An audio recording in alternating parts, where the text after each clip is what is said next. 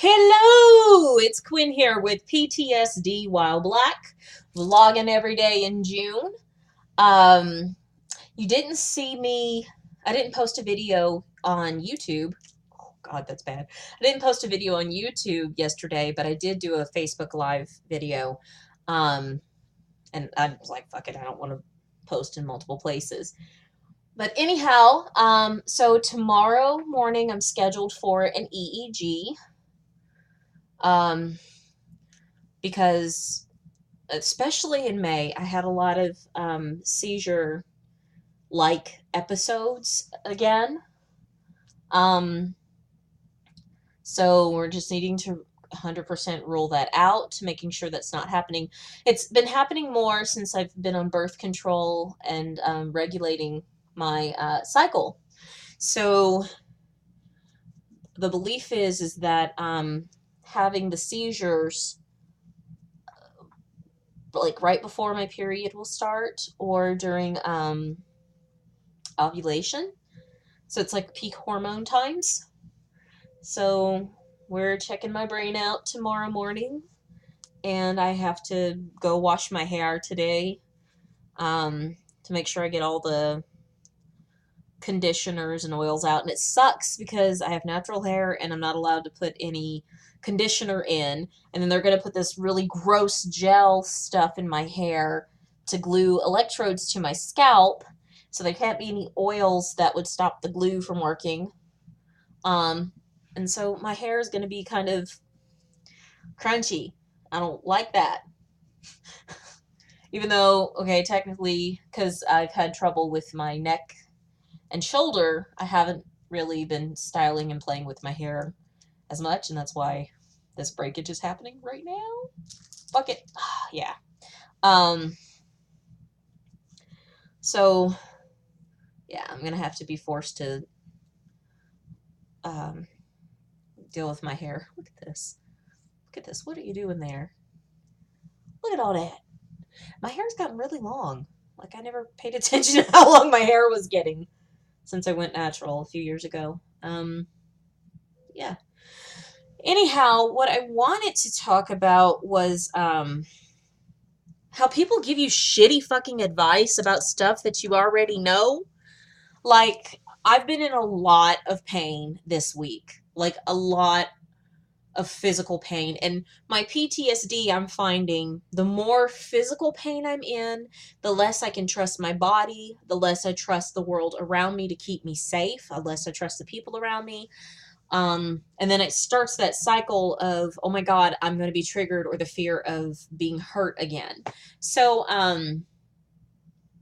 yeah, I was having like a lot of PTSD episodes this week, and even having nightmares about being gaslit by my husband, because there are some things that he says during waking life that are like, oh, are you sure you really meant that? Or I need you to use I statements and stuff like that, even though I've just said clearly, this is what the fuck I need. Why didn't you hear me? You know, it's very annoying, extremely annoying, especially coming from somebody who sucks at communication. Anyway, um, so yeah, I've had nightmares like that as well. And I was talking to a relative this last week, and I was telling her, you know, that I'm really triggered and this is what's going on. And instead of like listening to me and accepting that this is what I'm experiencing right now, instead, in my family of origin, we go into fix it mode, but it's not in a positive fix it mode. It's kind of in a controlling, manipulative, judgmental fix it mode of telling you what to do with your life, which is shit you already know, but telling you, like, why haven't you thought of this? Like, when are you going to be happy? Is what my sister said to me. And I'm just like, I have PTSD. I live with compounded PTSD. I'm going to be Quinn today. I'm not going to set myself up for failure or on some set schedule of I'm going to be happy, or because I did X, I am not happy. That doesn't work for me. That actually continues and furthers my PTSD and my chronic pain. And I was trying to explain that to her, but it was not the answer that she wanted to hear. And I was like, I can't be on the phone with you right now. I gots to go. I gotta go. um, yeah, but it's like the obvious stuff because like I was talking, my stomach was upset that morning, and I was saying that I needed to stop at the store to get like crackers or popcorn because those are some things that I can eat that would stop my stomach from hurting. And instead of listening to what I was actually saying, where I said my stomach's upset, she's like, "Oh yeah, you want to avoid eating any junk food or anything like that because that's going to add more weight to your body and that's going to add more pain." No shit, really. Just how about listening to where I am in the moment? So that was very frustrating for me. But today, really, it was actually immediately afterwards because this is somebody that I love that I was able to say, you know what? She came up from the same environment that I came up from, of where you, especially if you're showing any sign of weakness, that means we need to make you stronger, or you're not allowed to have that feeling of I need help. Fuck no, you got to help yourself kind of thing. So I understand that she came out of the exact same environment that I came from, so she can only provide for me the experience that she has. And so I can still love her. I can still love her with where she's coming from, but I have a responsibility to myself to say, you know what, I'm not in that space right now to be having that message because it's not productive for me in the space I'm in right now. And that's like a testimony to so much growth that I've experienced since having PTSD. Doing my EMDR therapy. Oh my God, I got a knot here. Um, it's like it's my ability to say, you know what, I can't do this right now is a big part of it's a big part of accepting myself for who I am in the moment and that it's okay to take care of me versus trying to make other people feel important or valued, or as if, yes, you're offering me some very important and valid information. I look up to you. That's how I normally operate.